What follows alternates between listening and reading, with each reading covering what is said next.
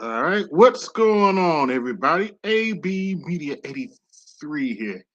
And yeah, today we are talking about Brickgate. Oh boy. Yeah, we're talking about the Somalian heifer who allegedly got hit with a brick. And because she allegedly got hit with a brick, black men are getting the blame for it. Naturally. Because she got hit with a brick. Because she said black men in her video. So now, as BGS would say, it's Jermaine's fault. It's always Jermaine's fault. So yeah, we got that going on right now. So just to give you a little context, let me show you what I'm talking about. Yeah, this trying something a little different here. Let's go to the screen.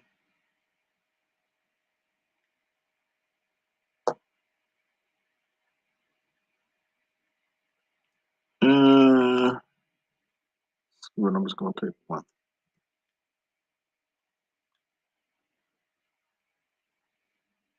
Now, before let me rewind this. Now, this is the heifer in question. Her name is Ro.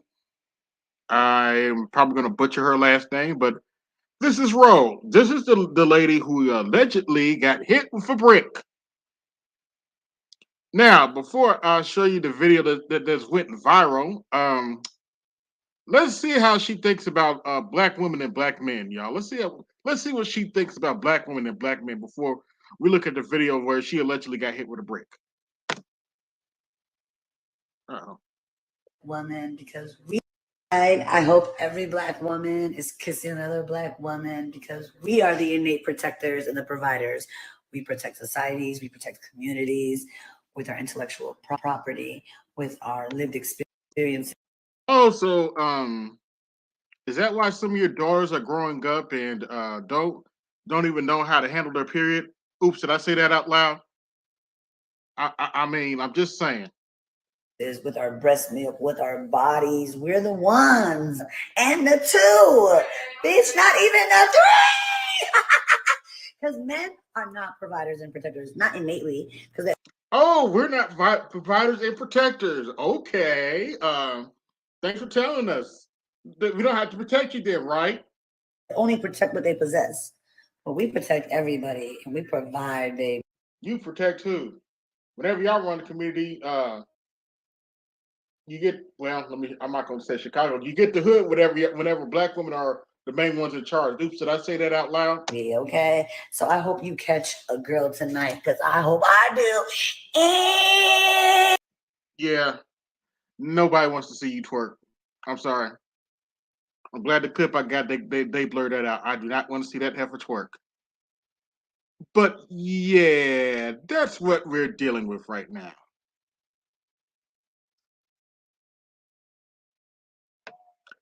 That is what we're dealing with right now, folks. So, I don't remember it necessarily when this happened, but you heard what she said. Black women rule the world. Black women protect each other. Black women protect each other, right? Well, how's that line go? Gee, how's that line go? That everybody likes to say.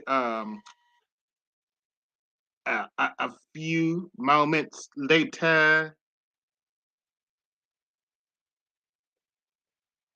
Faced with a brick and all these black men just watch and they don't give a. Yeah, this man hit me, grabbed a rock and it hit me in my face because I would have given him my number. And all y'all just. Now, listen to the accent of the brothers that are standing around. Do they sound like black men to you? Well, actually, they are black men, but do they sound like, let me rephrase that, do they sound like FBA American black men to you? Just watch. What you want to see? What you want to see? What do y'all want to do? I want y'all to be a man. I want y'all to be a man. Do something. Y'all gonna let a man hit me in my face? What have I? Yeah. Now here's her allegedly at the hospital. Some did hit her in the face. I'm not sure if it's a brick or not, but ever done to anybody in my life to deserve this? I never did anything in my life to hurt anybody. Literally, a man asked me for my number. I said no, and he picked up a brick in front of so many men and was like, "What you gonna do?" And I told all these men, like, "Yo, why this man got a brick on my face?" And he's holding a brick, face with a. so yeah, because she allegedly got hit with a brick. Now, of course, naturally, black men are getting all the blame for it. We're getting all that blame for it because this heifer got hit with a brick. Now, since that last video I showed you went out, that last video I showed you actually went viral. That's actually a snippet from somebody else's video. I couldn't find the original clip because they took her TikTok down. But oh, did that video went viral, and oh, did it expose a lot of simps. Whew, it exposed a lot of simps on TikTok, I tell you. But to give you an idea how the simps take to give you an idea what the simps are thinking about this. Oh, how can I put this? I'm going to give y'all a hint of who what the simps think about this. What do the simps think about this? Are you gonna see why? Are you gonna see why I have the Pander African up here in a minute? Let's see, share screen. Let's see. Dr. Pander African. Let's I just see. heard, and I hope I'm wrong, brothers and sisters, but I just heard that a sister got hit with a brick for denying the romantic advances of her brother. Is that true? Can somebody confirm this story? In the United States, my American Africans, my American Africans, my American Africans, did I hear that correctly? That a sister got hit with a brick by a brother?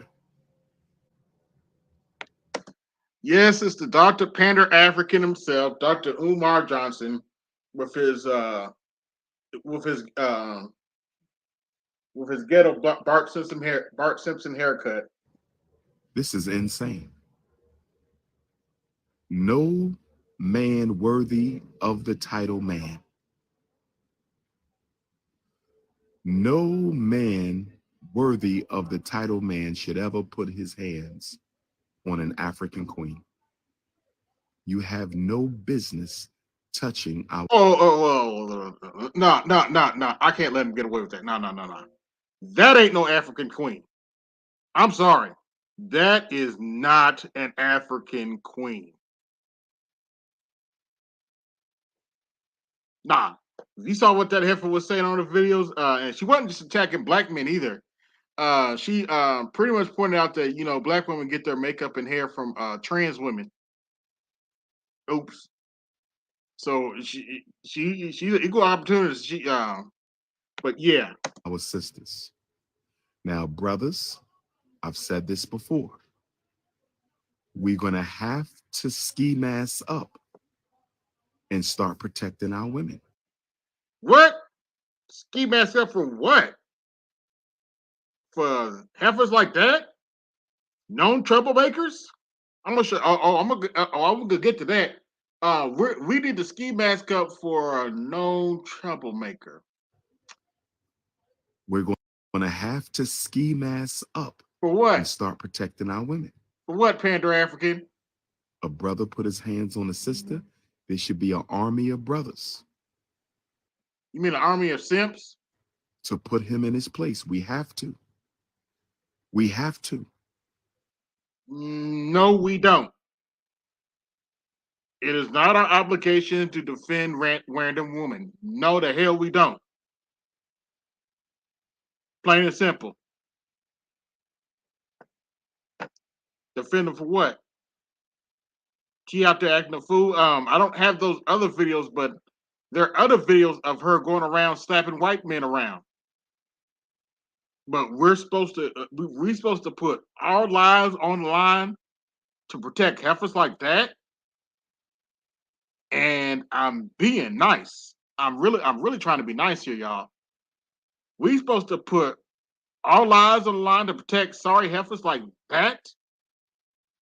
Really, Dr. Umar? Really? Now, let me make sure I have the right video. Oh yeah, it's the right video. Now, a witness that was there talked about this incident. So let's hear from this brother. Let's see. Go present. And I believe that's okay. Let's hear from this brother. I did not help her when she was getting hit with the brick, right? I feel like people need to know the whole story before they start commenting and say things they don't understand or they don't know. You guys don't even remember who you guys are trying to defend, who you guys are trying to speak up for. This is the same woman that was going around smacking white people in the streets. She's not innocent. She was actually taunting the guy to hit her. Why would I go defend somebody that's actually looking for trouble? This woman is literally a troublemaker. Everybody that knows her in our community knows she's a troublemaker. I'm not going to risk my life over somebody that's actually out there looking for trouble. If you go on social media, online, you're going to see some of her antic videos, taunting people, looking for a reaction. Well, she got what she's been looking for, and you guys are giving her the attention that she... Well, she was actually seeking for. I don't regret not standing up for her. If you look at some of the videos, I was there. I don't regret nothing whatsoever. I don't regret standing up for her. I'm not saying she deserved it. I'm not saying that any men have a right to hit a woman, especially with a brick. Nobody deserves that.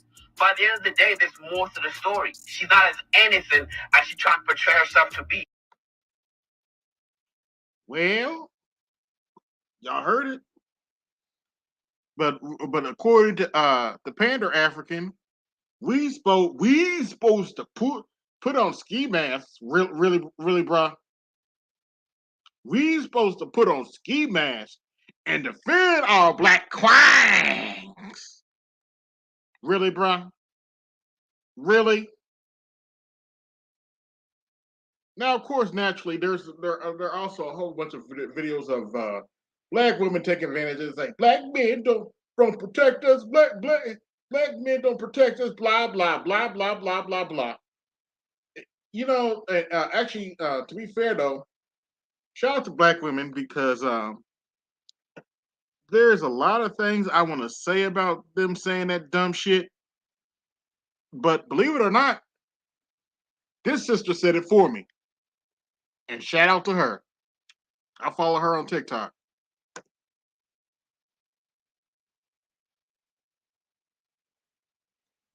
Let's make sure I start from the beginning. Uh-oh. Oh, it's loaded.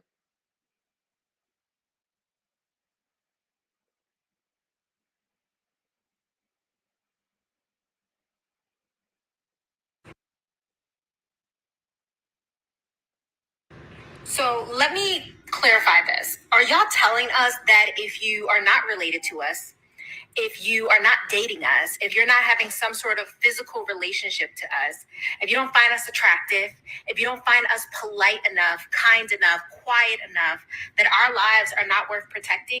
Yes, that's exactly what we're telling you. Is that what you're telling us? Is that the precedent you're setting? Yes. Yes. The same way women will say, you're not my family. You're not someone I'm romantically involved with. You're not tall enough, handsome enough, rich enough, smart enough. I don't owe you a smile. I don't owe you words of encouragement. I don't owe you respect. I don't owe you any kind of gratitude. Men will hold the doors open for women and they won't even say thank you because I don't know you. The same way when you see a man down on his luck, you judge and laugh instead of offering him words of encouragement, speaking life into him. Why should I do that? That's a stranger. Things that don't cost you anything, you will not give to a man that you don't know, you don't want. But y'all expect these men who don't know you, don't owe you anything, and they have their own families at home that they need to get back to. Y'all expect those men to lay their life on the line for you when y'all can't even give them a hi, smile, or a thank you. Oh, okay. Yep. Let me play that again just for the Negroes that didn't hear that in the back.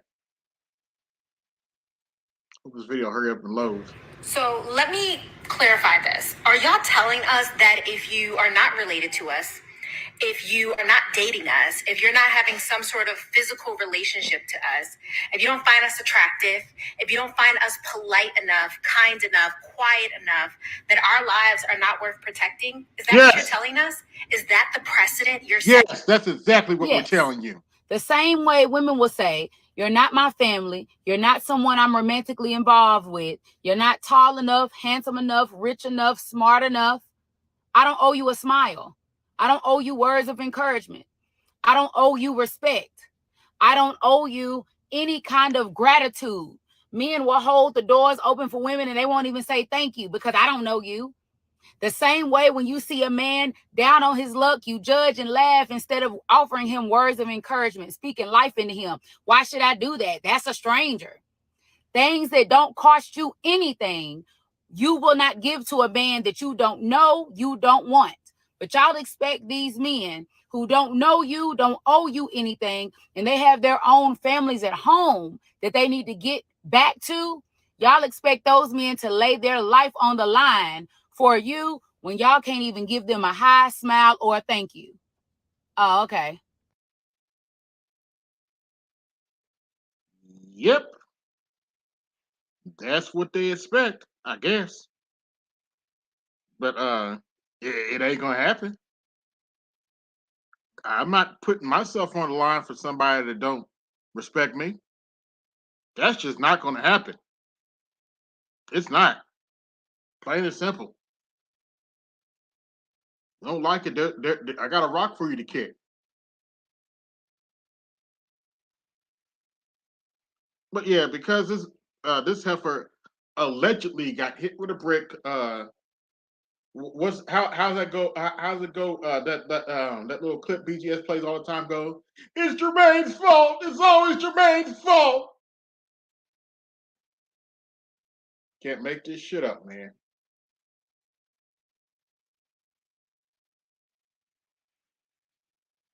But yeah, that video, that one video going viral exposed a whole lot of simps, including Willie D.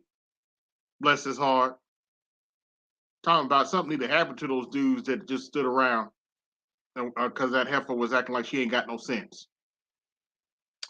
Now, apparently, there's some reports out that say that turns out she did have you heard what she said in the first video. Allegedly, she did have her girlfriend there. Now, my question is, why ain't nobody getting on the girlfriend for intervening? She allegedly had a girlfriend there. I'm just saying. Why didn't she why ain't they got on the girlfriend for intervening with that stuff? Hey, what's going on, Namer? Hey, it was good, man. How you been? All right, I wanted to cover this. I don't know. This is entertaining, actually. Truth be told, I remember we were chopping it up with on the 18th Letters hangout about this the other night, or the night before. Mm-hmm. And we broke it down and everything. And yeah, I mean, I gotta give props. A little bit Saturday. Huh? If I host Saturday, I might talk about this a little bit more, but I just wanted to get my thoughts out. I actually got something to read in a little bit, but get your thoughts out. What were you gonna say? What were you saying? First of all, I got to give props to the 18th letter for his breakdown on certain stuff because we were talking about how there's always you have to understand that we're all black, but then again, they don't look at the details of who is what. But then again, because we're all one community, because they think all black people one community, whether you ADOS, Afro Latino, Afro Caribbean, or straight from the motherland, we all categorize lumped in as one group. So, wait, can you hear me? Okay. Yeah, you're fine.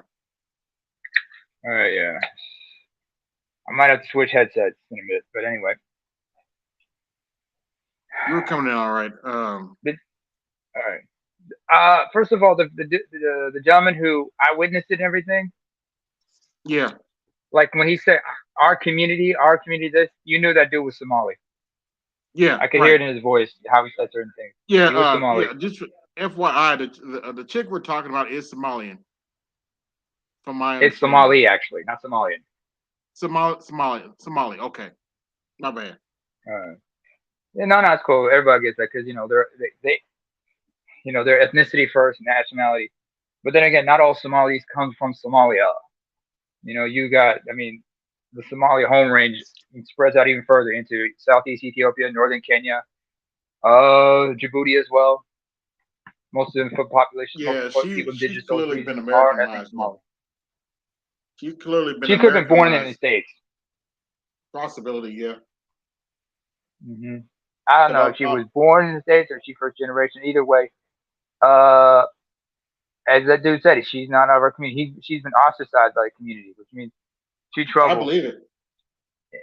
And she's down there just antagonizing people. Somebody going hit. First of all, they don't give a fuck. If you with in their neighborhood, you have to stay on code basically. I don't know what she. I'm not surprised if the dude. Yeah, I'm not surprised. First of all, there are cats who do not integrate well into any community, and they just bring the bullshit from back home. But that doesn't excuse them doing what they did. I'm just saying, if she was there, y'all should have backed off. But these guys have a bad temper. First of all, you don't fuck with Somalis, man. If one calls you out to a fight, understand it's a setup for a beatdown. Mm-hmm. Now, from that's why they don't fuck with us. Wait a minute, neighbor. From what I'm hearing, the dude that hit her with a brick is a Haitian. So probably same difference. But Wait. That's what's being reported. Were they Haitians? The dude that actually hit her, she's Somali, but the dude that hit her with a brick is allegedly a Haitian. Are you sure it wasn't Somali? What the hell? Hold on a second. We need that thing. That what's that dramatic music from Snowman in the Morning? Oh, dun, dun, we go dun dun dun. This dude was Haitian. Oh, we got to bring Mr. Z into this one.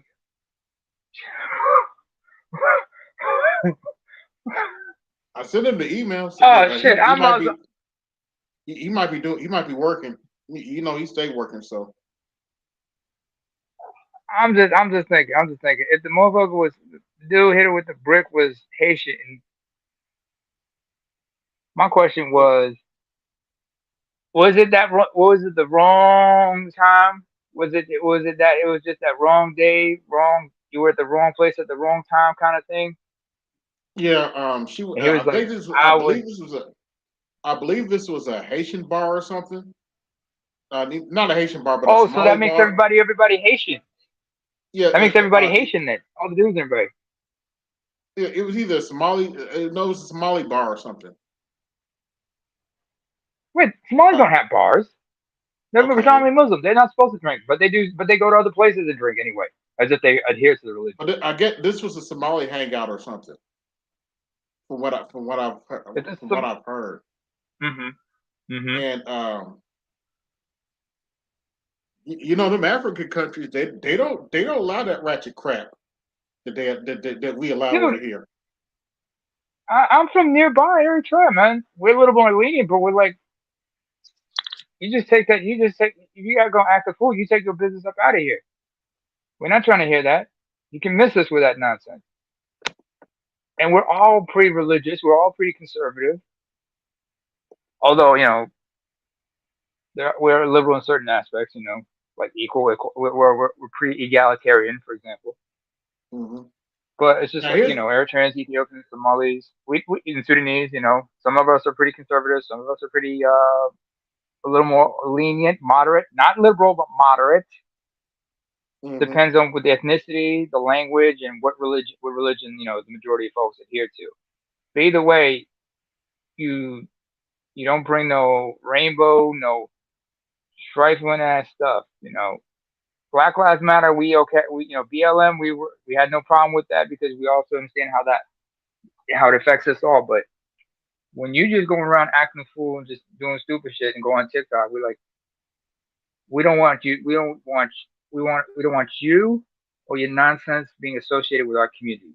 So take your nonsense and get up out of here. Yeah, that's what it sounds like the people think about her in our own community. I'm just saying. But allegedly this may have all been a hoax. That's what some people are saying. This may have all been a hoax, and there is some evidence of that because she started a GoFundMe, and as last I heard, she raised about $4,000. But this is not the first Yeah. time she's run a scam like this for GoFundMe. She alleged somebody did something to her in the store, maybe 3 years Uh-huh. ago, and she raised $2,000, like $20,000 from a GoFundMe, like 2 or 3 years ago. So this Shouts out chick to is the panders and the Sims. yeah. So this chick is a known scammer. That And judging by what her voice, obviously she likes to swig. man, I almost thought that was a dude She when I likes first saw it. nah. Some women they sound like that because the voice gets so raspy like that shit. Mostly from smoking cigarettes and drinking. Yeah, she definitely doing all Long that. term, yeah, long term But drinking and smoking. That's how you get your voice like that raspy and shit. yeah, there's another video of her slapping a white dude and then twerking afterwards. I think I've seen a couple of those. There was an old man she slapped and he just laughs it off and shit. Yeah. Then the other one, she slaps the white dude and then starts twerking. I'm like, okay. And some other witnesses have came out. Allegedly, she had some kind of mask on or something during wherever she went. She had some kind of mask on or something, and she took it off. Blame black men for staying around, and all that. And of course, because she did that, all the simps like Dr. Umar came out saying, "Black men should have protected her. Black men should have put the She's not of line." you, moron. She is not of you. First of all, she is not of your ilk. She is not of your kin. She is not of your ethnicity. Look here, folks. African Americans, you guys are an ethnicity of your own, all your own. You know what I'm saying? Yeah. Yeah. So, like I said, you are not of her ethnicity. She is not of your ethnicity, fool. Also, to be I don't fair, care. Mm-hmm. I can't totally put this on black women because a lot of black women come out and said, "Why should my sons be put on the line because you are on there acting like you ain't got no sense? Why should my husband or brother be put on the line because you acting like you ain't got no damn sense?" I've known back home. I know some dudes who got into situations like this. They put their asses on the line, got there, and they got into some situations over a trifling female. And that chick was scandalous as fuck. Yeah. I call it the real reason why the crime rate in the hood will never go down because heifers always starting shit. Oops, did I say that out loud? Tupac once said this, and I remember in an interview he said, "Niggas get killed. It's always whenever you find about niggas getting killed, it's always about a female. Niggas need to go Yeah. back to the penitentiary days and start jacking off. That way, we don't have to worry about getting motherfuckers getting shot over some female, especially because there's some trifling ass females.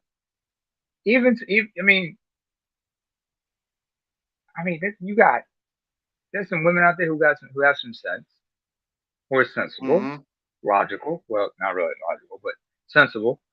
But then those who just want to act a fool. And I'm Yeah, like, unfortunately, you got got a lot of females just want to act a damn fool. But give me a second, name. I got a little poem here I want to read that I wrote about this situation, oh, and this I should be call fun. it.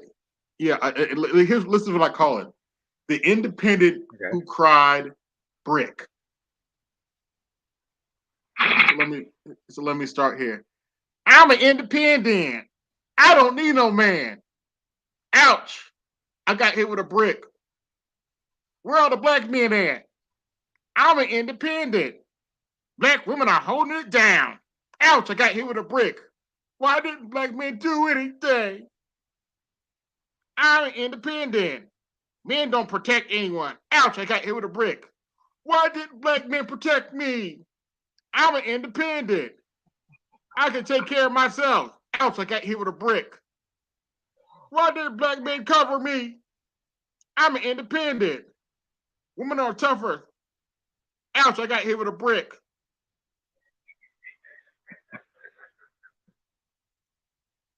I'm an independent. Ouch, I got hit with a brick. You know what? I think I'm full of shit. Ouch! Got hit with a brick. Pretty much. Excuse me for being vulgar when I say this, though. What in the Wesley Snipes making everybody on the set laugh their asses off in the middle of the shoot? By the way, Because that poem Wesley is Pipes was always talking shit. that poem is in the description if you want to look at it. But yeah, I wrote a little poem about that. I'm independent. A few moments later, ouch, I got hit with a brick. If you don't have the accent, AB, you don't have the voice for it. Leave it to me. He goes like, a few moments later. Even Mr. Z can't do it. Why where were y'all at? Where y'all at? Where y'all at? Y'all supposed to protect me. I can't get my voice that raspy, but is it me or does the bitch sound like Brian Pillman? Because remember, Brian Pillman had a raspy ass voice. I mean, no, I can't let you do that name. That's an insult Brian to Pillman Sr. Yeah, I know who you're talking about. I can't let you do that. Yeah, we don't disrespect the dead. Yeah, may he rest in power. May he rest in power. May he rest in power. Shit, I mean, and his son. This should be signed to NXT. But anyway, just a reminder. Hold on, who is this? Just a reminder. Hello. Hello? Yeah. Oh, I was listening to the other person speaking, and I just wanted to get the name I'm seeing here is Nema. Yes. I wanted to let Nema finish his thoughts. Unless I am allowed to speak at this time. Like I said, if Nema is speaking, I'd just as soon listen to what he has to say and then add my thoughts afterwards. No, go ahead. Yeah, I like most of the people probably in the chat or you saw this story emerging over the last few days. Right. And when I first heard it, I said, I noticed. I'm just going to be blunt and my goal is not to rub people the wrong way. I'm just being myself. I wasn't as I said, what would make a man hit a woman with a brick? And I'm okay, men hit women and we could argue whether or not they should or shouldn't do that. But using a brick, I thought that was really, to say, man, if he hit a woman with a brick and what was she doing? Swelling, I would expect. No, don't feel bad. I thought the exact same thing. Wait a minute, what was she doing to make that man hit with a brick? Now she alleged. I wasn't even. I didn't even get that far. I was just looking at the fact. Said if somebody, let me put it this way: if somebody hit me with a brick, I'm going to have a cut. Not only am I going to have a swelling, a brick is a hard stuff. You know what I'm saying? And if you hit me hard enough to cause a swelling, I'm going to have a cut. And also, you probably wouldn't be able to stand up if you hit me with a brick. Not only that, exactly. Not only that, if she got hit with a brick, like somebody would normally get hit with a brick, she wouldn't be on that. She wouldn't be on there talking. Exactly. And your first response after you get hit is to Take go online. But what has infuriated me is the way in which people with agenda, the political agenda, and you know who they are, just took this woman's story and run with it, despite repeatedly. Remember the woman called Carly something from Alabama, Jesse Smollett, whatever. As Black people, we should be very, very cautious of jumping on this race baiting bandwagon until we get the full story. How many times are we going to be embarrassed, by these, by what is now people using these things as GoFundMe ploys? Look at how much money Carly, I can't remember her last name, the young lady from Alabama, raised almost $50,000 or more, I think, on GoFundMe with this fake kidnapping story. Oh, really? I didn't know that. 50,000? Yes, 50,000. I think that's probably what maybe led the Alabama police to charge her, because they're probably going to try to take that money from her. And we've seen all these scams about women. A lot of this is going on, and I am disgusted by it. But what I'm about to say here might offend you guys, so I just want to prepare you for it. Here's what the psychologist, this is not me speaking, psychologist, this is the psychologist's definition of low self-esteem, okay? Not mine. Psychologists define people as low self-esteem as people who seek external validation of self, meaning that if you get arrested and I haven't been arrested, that automatically makes me a better person than you. So that means anytime a negative accusation is made against anybody on the panel, I immediately come out and start hurling insults at them because somehow that makes me better than them. In other words, I don't give a fuck about the truth. What that is I have low self-esteem. So I want to hurl insults at people and do stuff because it sends a signal to the planet that I'm better than other people. And that's who we are as Black people. We've got low self-esteem. That's why we see all this fuckery going on with us. And this is not just in the US, this is internationally. I've been in Africa, I've been in Europe, been to Canada, US, the Caribbean, etc. And it's the exact same shit at some different level. And I'm just disgusted by it. Tariq, if you don't mind me asking, where are you from? Where are you from? I'm from the Caribbean initially, but I left there in my teens, and I've been, quite frankly, living around the world. I've just been a global traveler. Originally from where exactly? I'm just asking because I can hear the accent. I would prefer not to say. Some people might detect. I hear the accent. I just wanted to know. Where I'm from.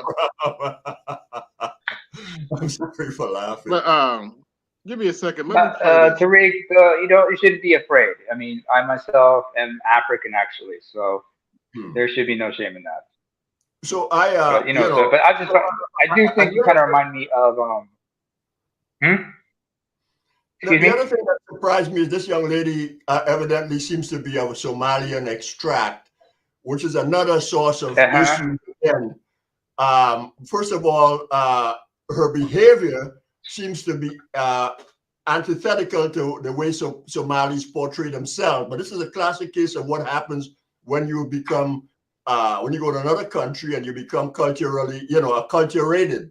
So her behavior is more, I hate to say this word, and again, I don't mean to offend anybody, but kind of hood-like. You know what I'm saying? Because one of the without question going around is that Somalis are Muslims and the women are covered up, and somehow or the other they are better than ADOS women who are not covered up, and all this kind of don't get me started on that.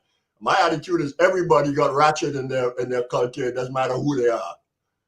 Oh yeah, we know that, but I could vouch for that actually. I could actually vouch for that. Even within my own culture, we do have ratchets of our own. Yeah, just a minute, fellas. I mean, that's why I want to. Yeah, just a minute. This is the heifer that wants us to come out and protect her. I hope every Black woman is kissing another Black woman because we are the innate protectors and the providers. We protect societies, we protect communities with our intellectual property, with our what intellectual property? Lived experiences, with our breast milk, with our bodies. We're the ones and the two. Bitch, not even the three. Because men are not providers and protectors, not innately, because they only protect. Oh, you don't need our protection, huh? Okay, then we won't protect you. Protect what they possess. But we protect everybody and we provide, baby. Okay. Gee, is that why you're more likely to get molested when you're in a single mother home? Oops, did I say that out loud? So I hope you catch a girl tonight, because I hope I do. Okay, that's enough of that. That's just her twerking. No one wants to see that. You know, again, Yeah. you know, let's take a country like India, right? One of the things you're going to see in the media is that women in India, you know, they talk about rape culture. You know, the women in India are raped, this, that, and the other, and the third, right? Yeah. Here's what happened in Indian in some Indian societies. If a man hits a woman or rape a woman, and the women in the community get mad enough about it, the women form gangs with sticks, and they go and beat that man. That's how they handle their shit.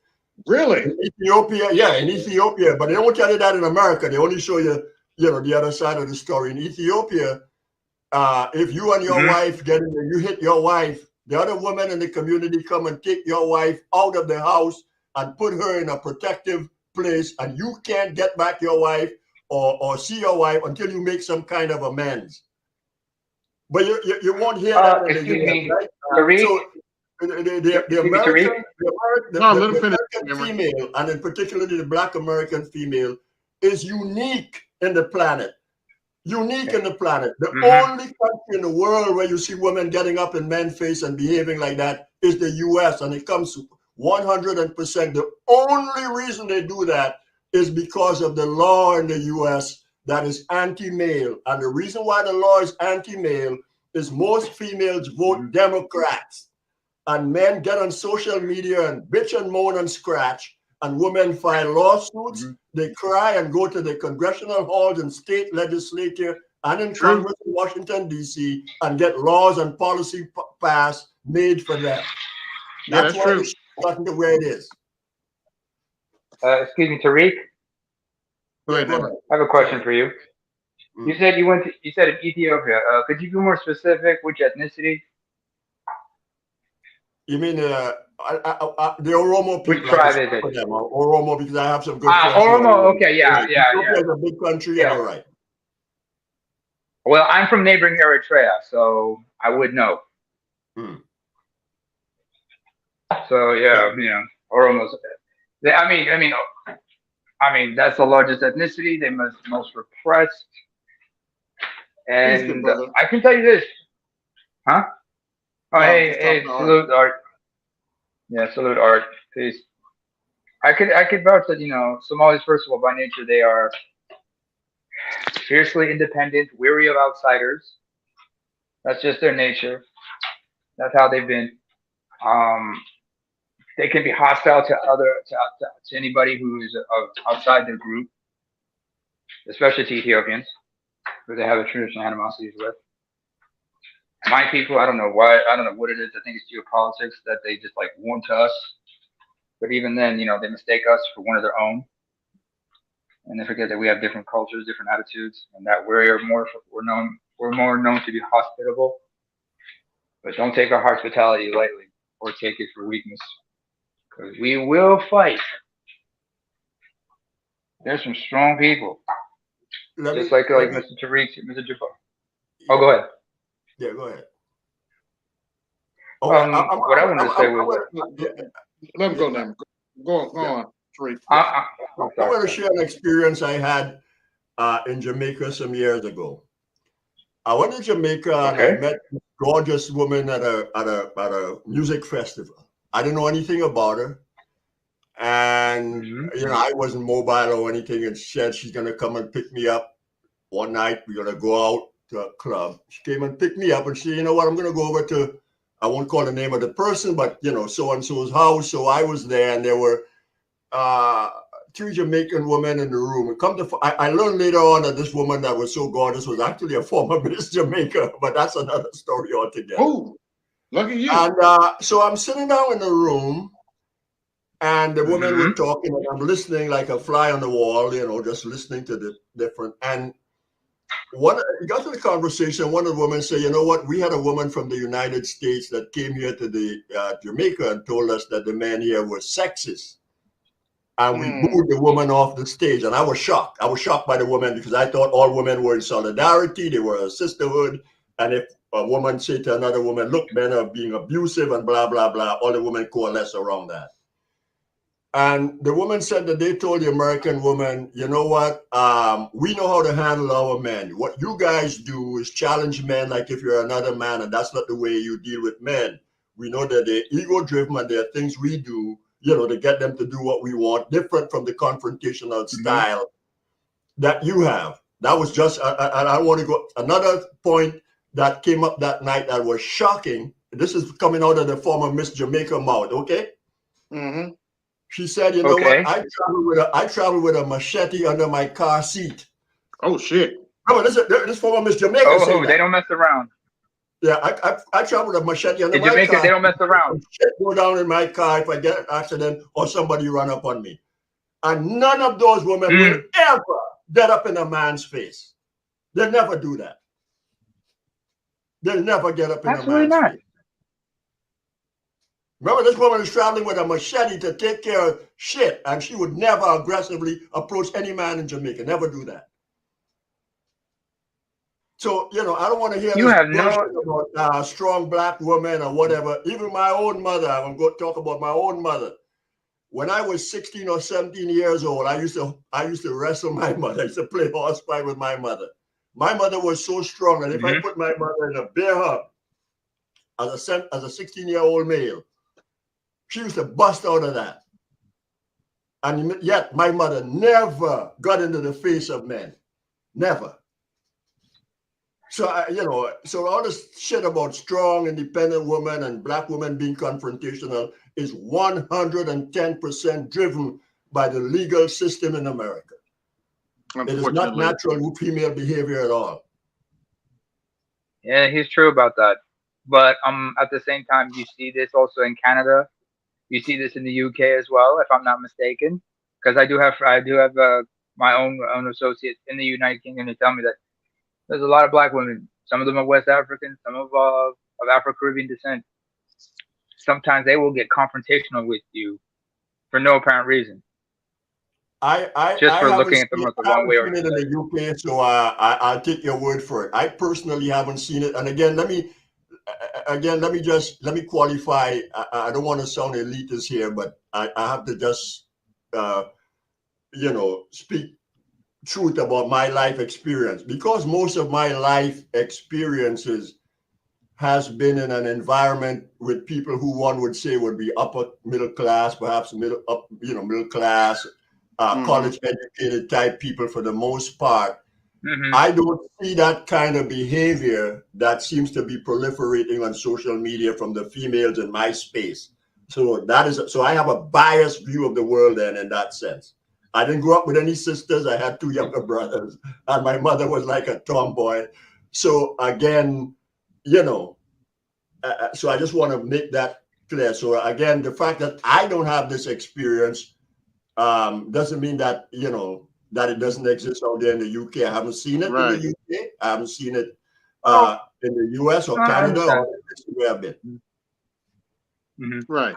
But like I said, it varies from place to place to various degrees within a country, within its borders, and so on and so forth. So I understand what you're saying. So yeah, I mean, just because you don't have an experience doesn't mean it exists. Just to support what you're saying, I can talk about my own niece now. That might seem contradictory. Oh no! It's not. It would not be contradictory. My niece is about 5'10", probably about 165, 170 pounds. She works out and goes to the gym. And she got into something with a next door neighbor who was a male. And she was telling me that she was so upset she was going to go whatever. And I told her on the phone, I said, absolutely do not confront any males whatsoever, whether or not you believe you could beat them or whatever. I said, because the only thing that's going to happen is when you confront that male, your boyfriend is going to, in order to defend your honor or his honor, whatever, I said, if you're got a problem with another man, let your boyfriend handle it. Do not go in there and start. Yes. I said, men know how to de-escalate Exactly. situations. Man gonna go and talk to him like a man. You're gonna go up there emotional and threaten or whatever. The man might tell you back something. You're gonna run and tell your boyfriend he insulted you, he did whatever it is, and that takes it to another level. If he's putting garbage in front of your house or whatever, the guy go to the other guy and say, hey, look, man, you know, I hear you're putting garbage in front of here. You know what I mean? Let's, you know, don't do that or whatever it is. And the man on the other receiving end kind of implicitly understand what's going to happen if you put that garbage there. Again, if you go as a female, you know, you will say, oh, you're putting your garbage there, this, that, and the other. And he's liable to say, bitch, fuck you, or whatever it is. Then you run and tell your boyfriend, he called me a bitch, he said this and that. And now your boyfriend is going there with a different level of, you know, attitude. Right. So, you know, so again, there's a lot of reasons why women, it doesn't matter whether you're a woman or tough, what you could be. Like Clarissa Shields, a female boxer who challenged, what's his name? Right? I mean, he's a clown for even entertaining that. I'd have bust out a laugh if a woman had, like, you know, if you're talking about Brittany Winner? 30 with a 30-1 record without knocking out 28 males. You are 14-0. You will knock out 2 other females and you want to challenge me. I would think that is a joke. You know what I'm saying? I would even respond to it. I'd have fun with it, and I can't say what I really want to say here. But I'll say you're a female. You know, I'm going to give you an analogy or a parable. Do you know any male dog that want to fight a female dog? Male dog want to do something to a female dog, but they ain't fight. Oh yeah. Male dog very rarely. The only time a male dog and a female dog will fight is if the female is not in heat. No male dog want to fight a female. Or if she has puppies. Right. Male dog, male dog see another male dog and it's on. The hair on their backs. Oh yeah. Biting ears and everything. Something else. So I'll leave it like that. Yeah, let's revisit that. Okay. Let's go on and revisit that video that he's talking about. I'm not going to show it per se, but let's go on and revisit that video that he's talking about. I know what he's talking about. Let's see. All right. Here we go. Warning, just to give y'all a fair warning, this heifer is very annoying and she's off her meds and she's under the influence. Yeah, and you might want to cover your ears because this, like I said, this heifer is very annoying. Viewer discretion advised. Cover your ears. You might need to cover your ears. All right, let's play this crap. I've seen, you know, thumbnails, but I haven't seen it, so I'm seeing it for the first time. Hey, listen now, listen. Listen to what I'm fucking saying. Shut the fuck up when a real bitch is talking. Okay. Shut up. Okay. Get Shut the room. fuck up. Take the room. Shut up. Shut the fuck up. Can y'all hear that? Yeah, this is mental illness, ladies and gentlemen. And I care. And I'm a hopeful romantic. This is Brittany Renner, folks. At the end of the day, I try to force something that wasn't mine. That wasn't my person. And that's okay. He's sitting over there motherfucking. Shut the fuck up. Oh, shit. Shut up. Shut the fuck up when I'm talking. That's peripheral. Shut up. Seriously, shut the fuck up when I'm talking. Because if you ever felt real love to where you have a motherfucking 2nd-degree tear, hello? Wait. He didn't mean it. Hello? He didn't mean it. Shit. Hello? You don't know what it's fucking like. Oh, shit. I'm sorry. I meant to hit. Now, for those of you who don't know, she hit a heavyweight champion. She translation, she hit a duo on Mike Tyson's level. And she's still acting like she ain't got no damn sense. She doesn't.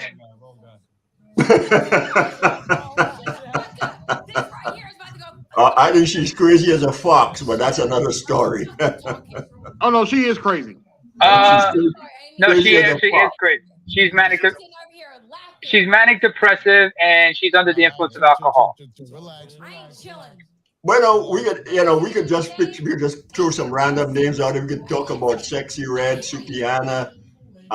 We could talk about, remember the wife of the guy black quarterback from the Pittsburgh Steelers, whose wife punched him so hard that she knocked out his teeth or whatever it is, and he's Oh, dead yeah. now. I ain't talking to you. I'm talking to him. He got killed in an accident. I ain't talking about. I don't know if you Oh guys yeah, remember. Yeah. I remember. I know who you're talking about. I just forgot his name. Yeah, then we got His name escaped me. a name that I'm sure you guys know more about these guys, these people than I do. I see a name coming up a lot on Instagram about Blue something, I forget the name of the woman. Oh, yeah, let's talk had about a that. baby by him, a rapper named something. So Yeah, let me talk about that for a minute. Talking about Blue got what is that heifer's name? Crenshaw Crenshaw Watt pregnant, and now he's crying about child support. I feel I don't have any sympathy for him. You knew that heifer was crazy. yeah, but you see, here's my thing. Somebody like Michelle Obama, I remember when Sha'Carri got suspended at the Olympic trial because she smoked dope at the Olympic trial. Right. And Michelle Obama called Sha'Carri or whatever it is. Michelle Obama, supported Sha'Carri. I never heard Michelle Obama say a single word about Gabby Thomas, who went to Harvard like she did. I think Michelle did a law degree at Harvard and actually has a master's degree. I would expect women like Michelle Obama to use their bully pulpit to kind of criticize Black women and tell them what is an appropriate mode of conduct that they should express. I was appalled during the last election when they had Get Your Booty to the Polls, where they had Black women twerking. There's another image of a Black woman state legislator, I think in Rhode Island. Twerking again, this is a politician, Tariq, I need to correct you there, brother. Some of those strippers weren't female. Oh God, please, you know what? I'm gonna assume they're female. Let me please don't get me started. I have to correct you. Let me live in my fantasy world, please. Because the story that just coming out about Michelle's husband. I don't want to touch that with a 100-foot pole. Yeah, I ain't touching that one either. But according to Judge Joe Brown, allegedly, not all them strippers were female. So yeah, you guys are terrible. You mean they had? You mean it wasn't organic? That was all mystery meat, possibly. Pretty much, yeah. Artificial meat. That was artificial meat. That was like a vegan patty. So what I'm saying, I apologize for that. I apologize. Yeah. You got Cardi B interviewing. By the way, here's something I noticed about the Cardi B's of the world. I saw a video on Cardi B doing something crazy at home, and once her daughter came in the room, she turned off the radio and started behaving herself. You noticed that, right? Yeah. Oh yeah. Married, yeah. Nicki Minaj married, Beyonce married, and the woman who claim and the lyrics in their music, it's very different than how they live their private life. Look at even Rihanna, right? You got her 2 children in their late 20s or whatever it is. Yeah, hold on, wait a minute, Rick. Cardi talking about I don't cook, I don't clean, but I still got a ring. A few moments later, her husband shows her cleaning the house. That's true. Yeah. So what I'm saying is that we have we're setting a trend for Black women's behavior, and I'm concerned about Black women. I give an F about non-Black women, right? They do what they want. That is setting Black women up for being hit by bricks. In other words, when Black women act a certain way, even our own men, we don't see a female in front of us. We see like another man, or we have this innate rage, like I said, coming from low self-esteem. For a man to take a brick and hit a woman, that means he's not looking at a female, whatever that instant was, whether he's mentally ill or not. Right. He's not responding to someone who is a human female. He's responding to whatever he thinks that is. There's a certain innate hatred Even you could be angry without being hateful. Nah. I can give you a good example of that, Tariq. The brick tells me that is coming not just from anger, but it's coming from hate. Yeah, that's true. When you hate yourself, self-hate by its very definition means if I hate myself, that means anybody that looks like me will receive the same level of treatment. How can I possibly love you if I hate myself? Where does the love come from? I don't have it within me. So anything that reminds me of myself, I hate it with a deep passion.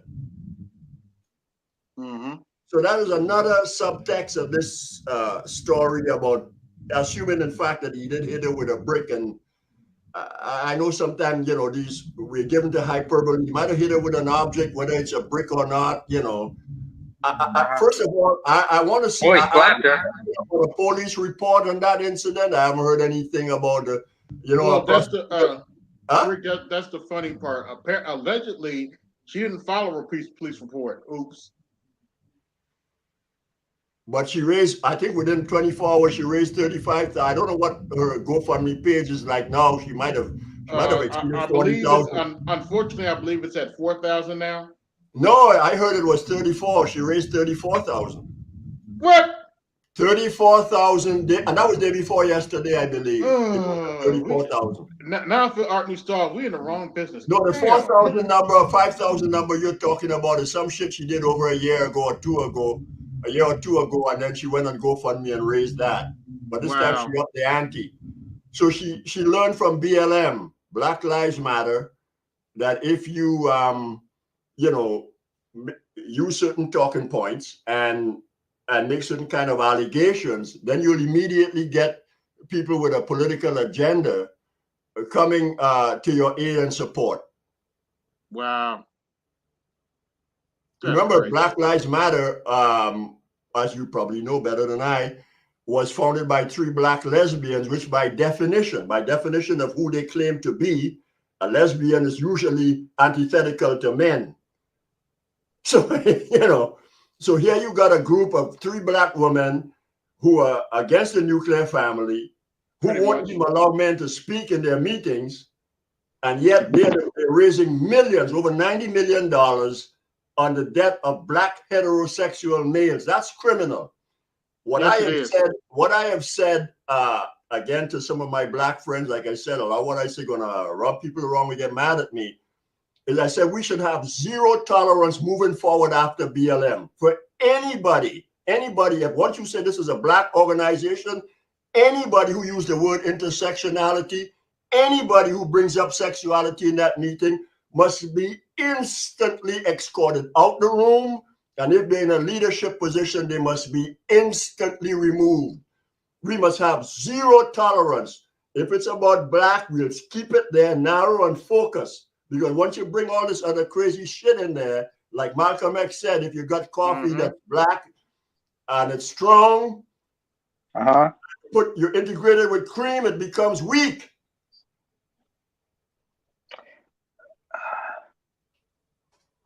He's not lying. He's not lying. No, he's not lying. Let me shut up. Let me let you. Oh no. Yeah. Because I've been going on. Yeah. By the way, Tariq. Yeah, go ahead. First of all, do you see my? Do you notice my avatar, sir? Do I what? Do you notice my avatar? The picture, my image. I'm seeing your avatar. Let me just say this, and I won't go into more detail. You know, I have a good Oromo friend, and I sent $500. You got 2 sons, so I sent 500 for each of them. Get 500 so they could buy bonds in that Byrd Dam in Ethiopia. I'm so proud of how the Ethiopian people are building their own dam after Egypt went to the World Bank and other people and try to get them not to give Ethiopia any loans to build their dam. And the Ethiopian people, as poor as Ethiopia is portrayed, they say, you know what, we're gonna fund it our own selves, and we won't, and we don't want any non-Ethiopian money. And I said, because I can't personally help, I'm gonna give money to an Ethiopian friend, young son. I think they were 12 or 13, and I told them, you know what, don't spend that money, leave it there. When you get older, add to it. and help finance your own shit. Good move, sir.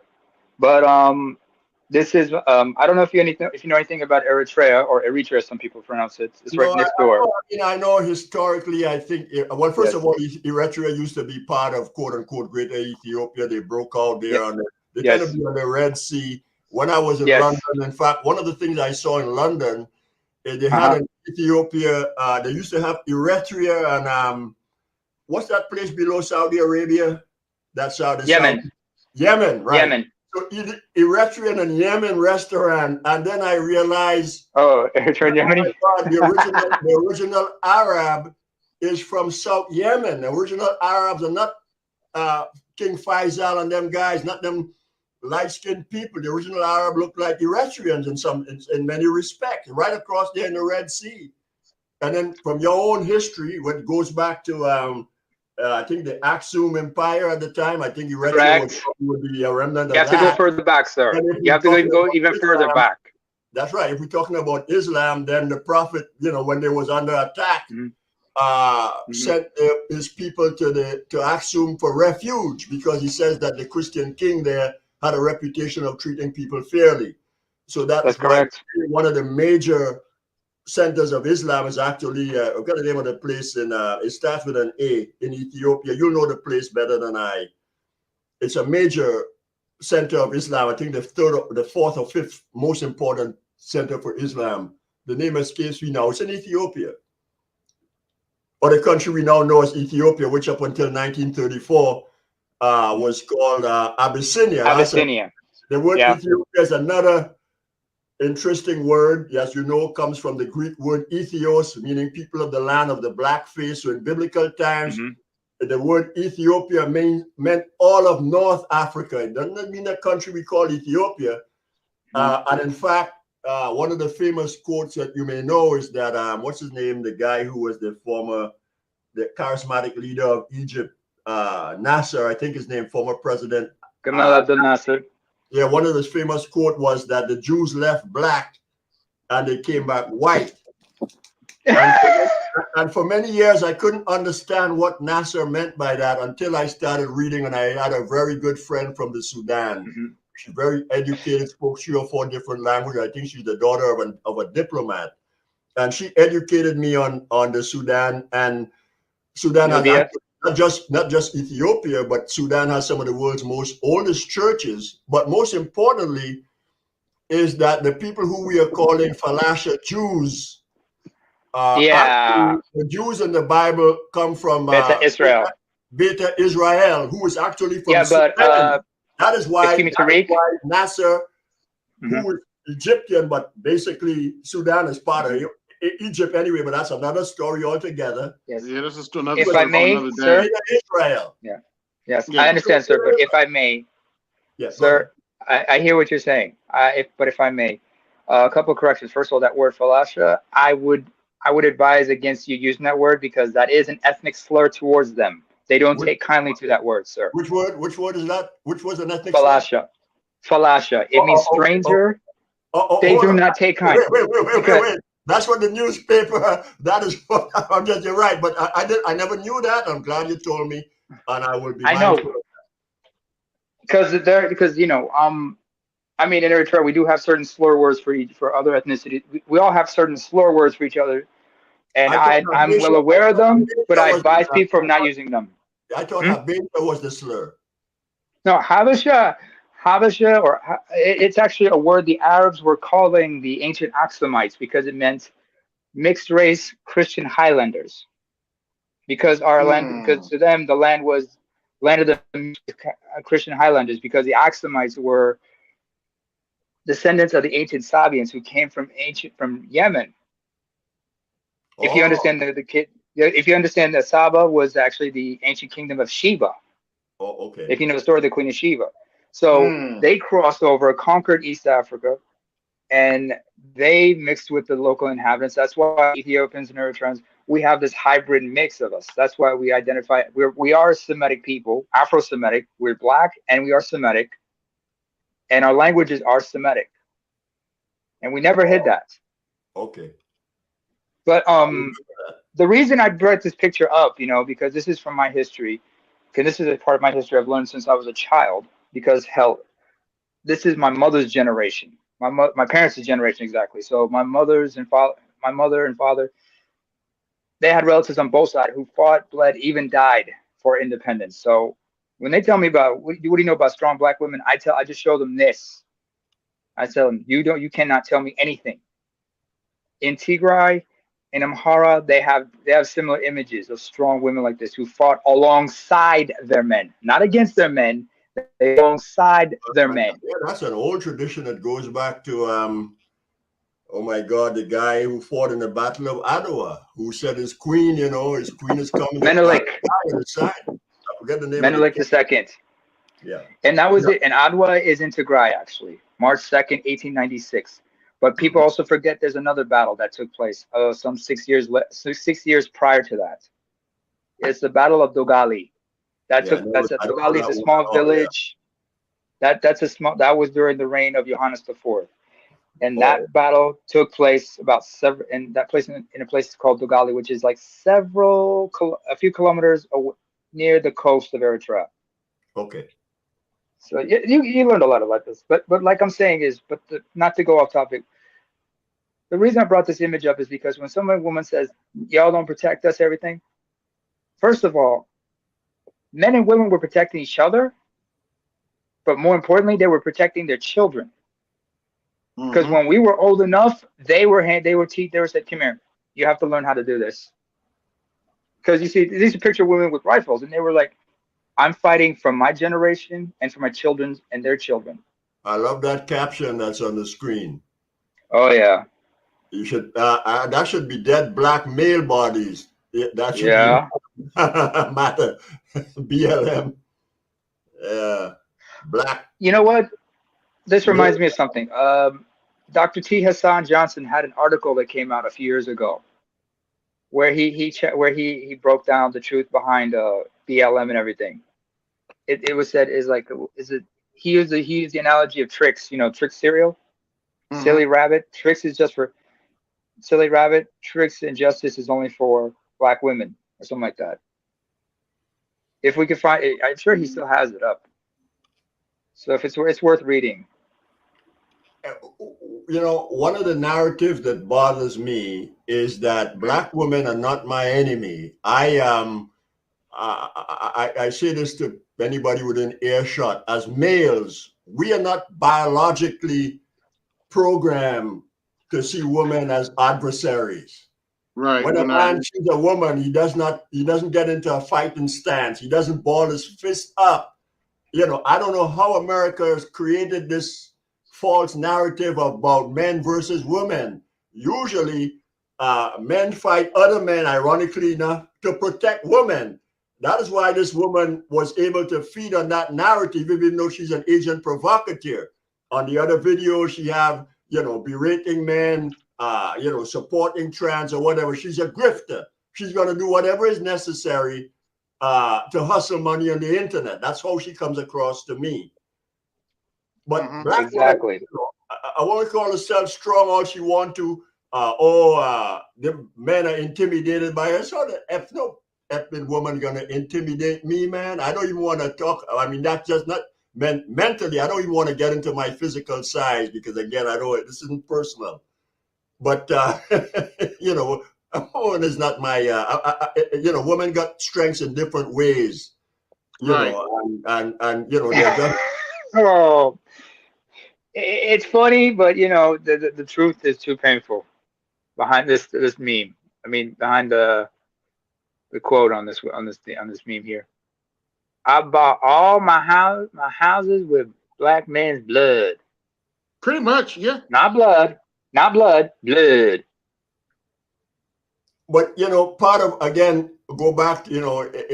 Like they say, there's nothing new under the sun. If you guys never heard the speech, and I suspect that you may have, listen to The Ballad or the Bullet by Malcolm X. That's one of the most profound speeches ever.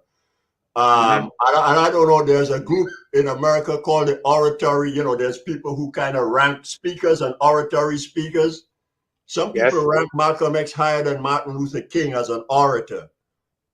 believe it or not, They as quiet as it kept. But both. anyway, yeah, Mhm. Malcolm spoke about this, about the white liberal and black people. You know, one of the parables he put forth is he said the white liberal is like the fox and the KKK or right wing or whatever is like the wolf. He said, but both of them have the same objective, and that's to get the lamb on their plate. Yeah, So it pretty doesn't much. matter. So what has happened is that these wealthy white liberals keep gaslighting black women in particular, because they understand that not only are we as black people with low self-esteem, but of course, black women among us have even the lowest self-esteem. So you will find a company like Goldman Sachs, which you guys have read. If you listen to Hassan Johnson, you probably know this too. I think Goldman Sachs pledged $10 billion over the next 10 years to increase the ranks of black women executives. Yep. Now, the only thing that's going to do, I don't know about you, but if I'm a black man who bust my ass, got no help, took out student loans or whatever, Yes. and I work my way through these hostile white males in a managerial rank, and I got some black female colleague with an attitude, whether she's at my level or above or not, and I'm reading Black Enterprise or something talking about how, you know, what she did to get there, I'm sorry, it's going to have some, I'm going to have a slight amount of resentment over that. So Oh, That's yeah. understandable. So they're Absolutely. manufacturing gender war. They're creating these kind of division among us, and you know, and we're just too blind to see it. One of the reasons why the civil rights movement in the '60s was so successful is you could. I mean, look, I saw something on YouTube, and I wish I had taped this video. One of the worst regret I had, I didn't tape this video. I saw an Arab guy drop kick a black woman in his store, and she flew through the door of that store and fell on the pavement like a dog. Well, I thought if he did that in the '60s, they'd have dragged his ass out of that store and beat him to death and burn that store down. But black people sat around and did nothing. Fast forward to the Asian guy. Remember the black guy in Chicago? Some Asian guy beat up a black woman or whatever it was, and he was so mad he came in next day and broke out the glass in Smash their windows. Yes. Yes. I remember that, yeah. right? And they arrested him. We talking about protect black women, right? And tell me what you saw in the video the next day. What did black women do in The that Baptist same went right back in that store. They went back in that store Like because nothing it was had a big sale. So we must protect black women, right? According to This guy Fannie, went there and went to extreme action to kind of smash that store. Got arrested for it. And the guy boarded the store up, opened the door. Next day, there are lines around the corner of black women going in that same store where an Asian guy and his wife beat one of them with a broomstick. Yep. And there was a big sale as well. And you know Because what? he said half off. Wait a minute, Namer. Sorry. At that point, and you know what? At that point, you know, you get your ass beat again. Don't you come to me. If you go in one of the major stores, get your ass beat. I'm at the point now, like, nah, that ain't my problem. Right. Here's another We nasty told y'all. Apologies, AB. Another nasty parable I use that I probably get me in trouble. I know most of us here have been around dogs, right? If you're a young boy, you probably had a little puppy. You go, you know. Yes. When you ill-treat a dog, the dog does one or two things when it sees you coming. First of all, I don't know if you guys were like me, but you know, little school children, you coming from school and somebody has a dog behind a fence and you antagonize the dog and the dog starts barking and frothing at the mouth and you run and tease the dog, right? And laugh. Yeah. And anytime the dog sees school children, the dog just goes into a frenzy, even if they're not doing anything. And as soon as an adult passes, the dog stays there like he's quiet as a lamb. In other words, if a dog knows the enemy, it's going to bark when it sees you coming, it's going to run away from you or attack. Right? That's how dogs behave. Yeah, that's true. What do black people do? And I'm going to leave it for you to answer when they see white people coming.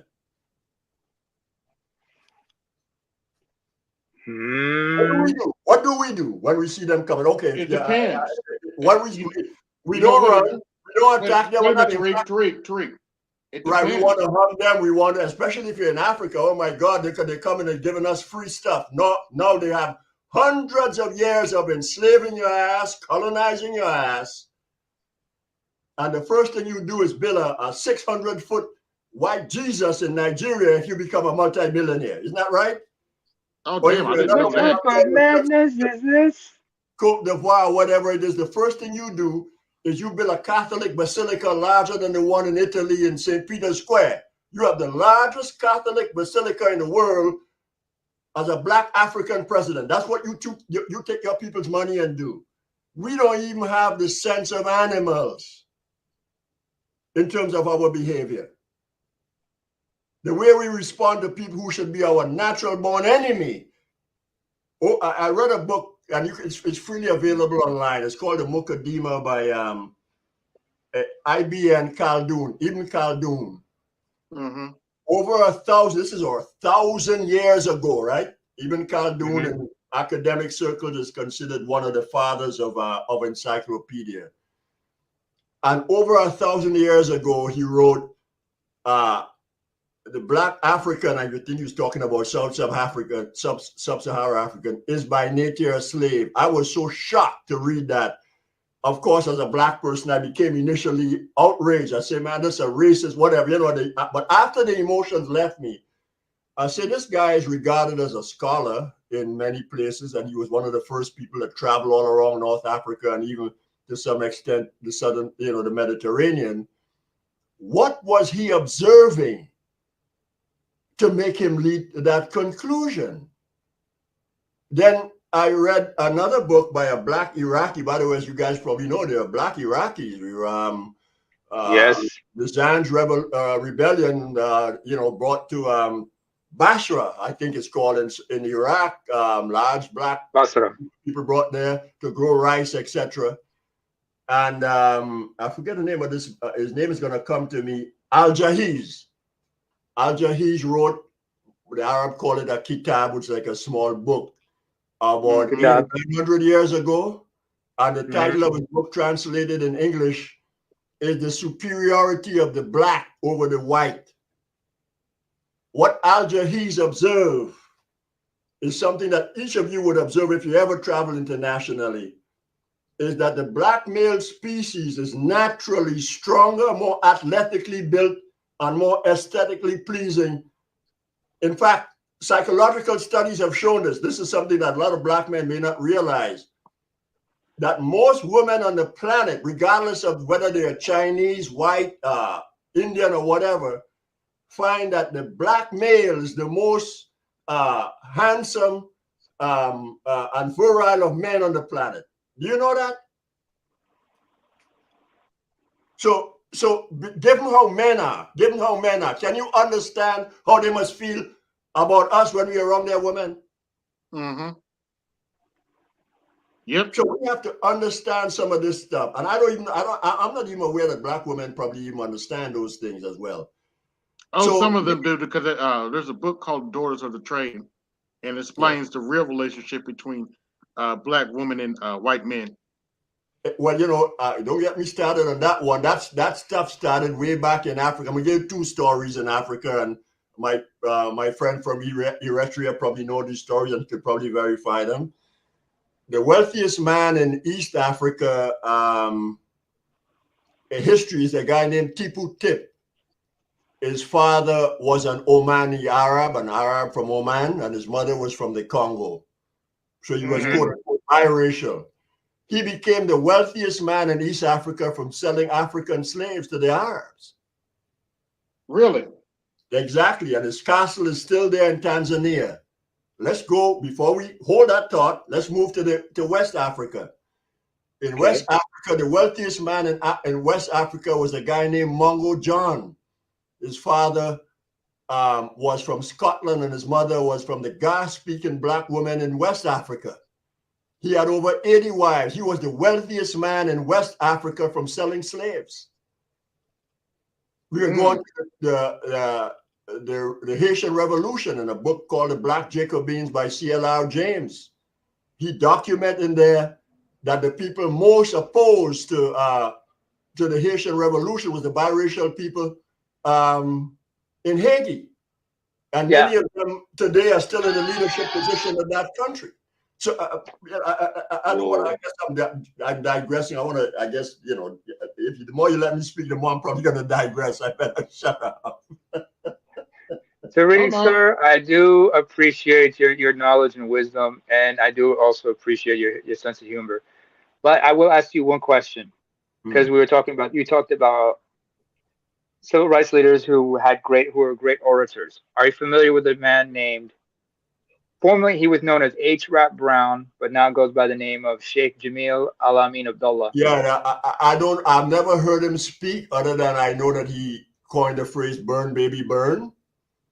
Yeah, there was a speech he gave where he explained, where he talked about individualism versus collectivism. And he is explaining to black people, first of all, you will never be afforded individuality.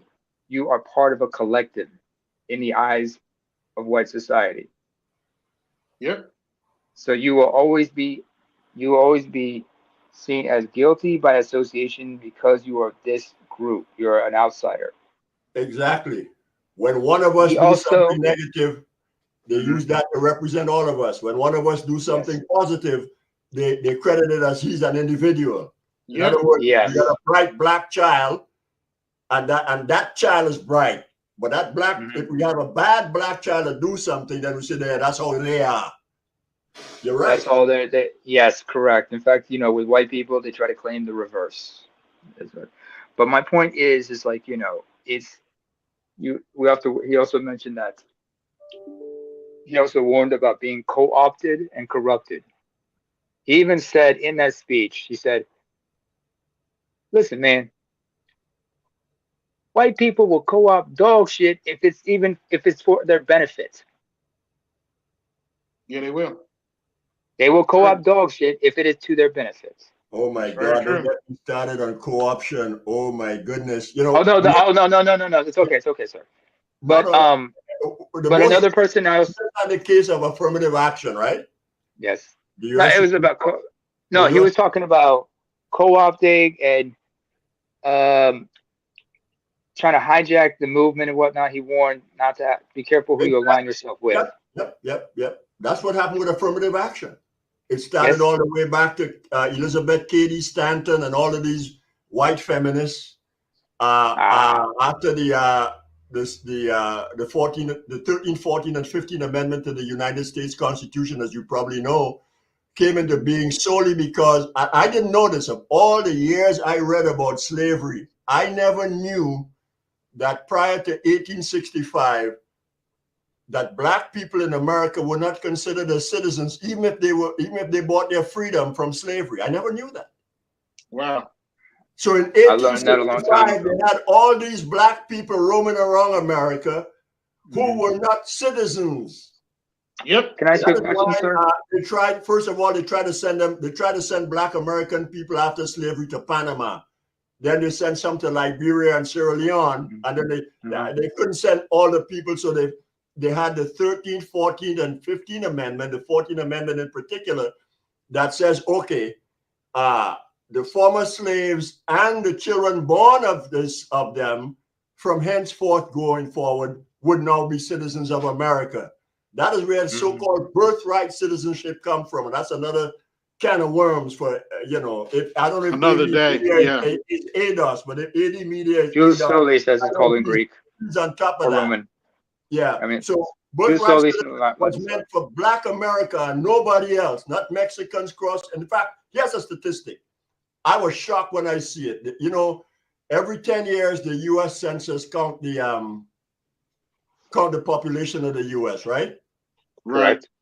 That is an article in the Constitution, not an amendment. And that article was put in the Constitution because plantation owners wanted to monitor the slave population to make sure that the black slave population didn't get too large relative to the white people in America. That Oh, came wow. from. That's why the U.S. Census is race-based.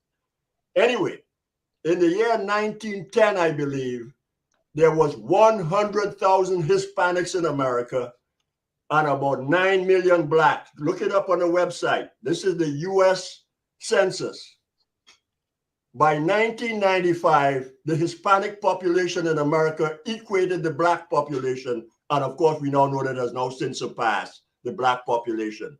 In other words, I know, as you probably know, Latinos and Hispanics are largely classified as white. Mm. So birthright citizenship was for Black American ADOS. Birthright citizenship is nowhere in American law that says that if you're a foreigner come in America and you drop a child, you know, that child becomes a citizen. But because of the hatred against black people, and in 1924, they passed a resolution, wasn't a law. There was an oral resolution in the Congress of America that says that the United States is a white nation. So look at, again, if you don't believe me, look at the last year, was it? What about that story about the people in Texas at the border whipping the black Haitians, right? Mm-hmm. Do you remember that picture? Everybody else walked through except the black Haitians, right? So that is still part of the under thread. Now, what's going to happen is a disproportionate amount of the people walking through the southern borders are not black people. Believe me, if they were Haitian people, that board, not only Biden would be building 2 walls. Trump building a wall, Biden would build a triple wall if there was only black Haitians coming through that border.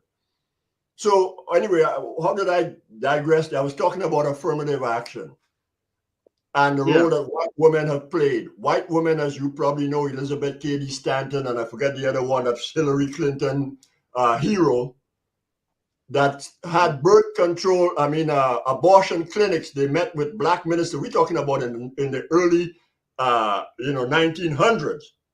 Decided to open abortion clinics in black communities because they were believers in eugenics. And part of what America always wanted to do was sterilize and breed out the black population. So since Roe versus Wade, this is, again, this is statistics I've read, was passed in 1973 up until this year, over 24 million black babies have been aborted. If those babies were not aborted, the black population in America today will still be larger than the Hispanic population, despite how many millions of them cross the border. Now, today, the black population is number 2 to the Hispanics, and according to Dr. Claude Anderson, if you didn't get anything when you was the number 1 minority, what makes you think you will get anything when you're the number 2 minority? And if you don't like what Dr. Claude Anderson says, go to listen to Joe Biden. Remember when they leaked the meeting he had with the black civil rights leader? And he said to them, if black people want to get anything done in America, they got to go through Hispanics. Remember that? Yep. Yes. Our people, something wrong with us. Something wrong with us. And then John Lewis going down to the border and cry when Trump said, you know what, I'm shutting the border down. Don't get me started. Getting some good trouble. Oh, gosh. And here's what the New York Times story ran. I was shocked to read this story. There was a chicken processing plant in Mississippi, of all places. You know, in the South, they don't tax you that much, right? Yeah. Correct. I know you that in the chicken processing plant, I think, was paying $15 an hour. When under Trump administration, when they raided that chicken plant, they raided 680 or 684 people from south of the border who was working in that chicken plant illegally. Next day, I see all these black men and other black people in Mississippi lining up for jobs in that plant. Yeah. Even Hispanics in America who are legal was supporting Trump. They say they never had wages so high that under the Trump administration, there was a labor shortage because these guys are coming from south of the border and underpricing jobs and causing salaries to be suppressed. Yep, and now black folk in Chicago and New York have finally caught on after all these years. It doesn't matter. They're still going to vote 90% Democrat. Some way, somehow, believe it or not, some way, somehow, they're going to try to find, they're going to palm it off on Trump. And for the simple, they're going to say, well, it would have been worse under Trump. That's what they're going to say.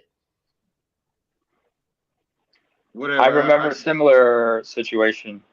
This took place in Texas. Yeah, Joe Biden will never get my vote. Yeah. Well, you know, I mean, you know, just he should have never gotten any black. I mean, here's a guy who authored. I mean, Kamala Harris. Forget what me and you say, right? Forget us. Kamala Harris during the presidential debate. Kamala Harris called him out.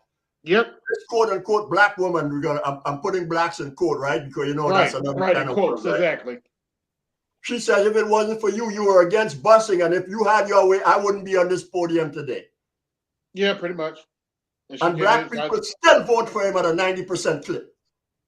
And what they do, well, Trump is a racist.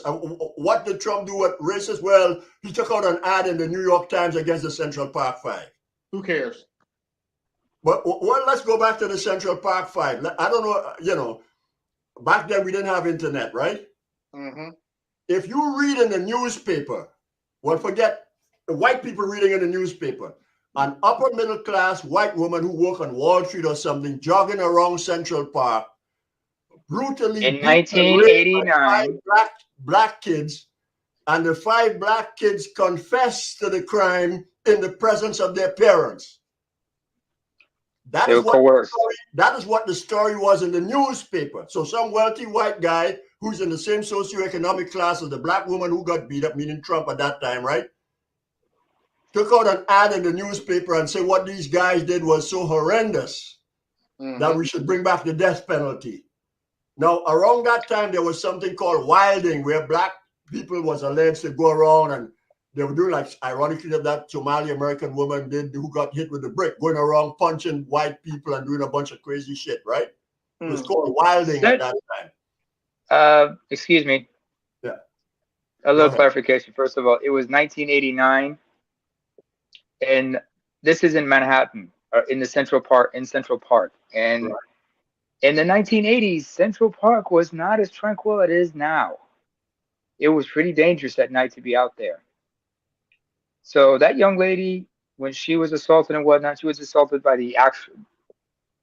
she was actually assaulted by one man.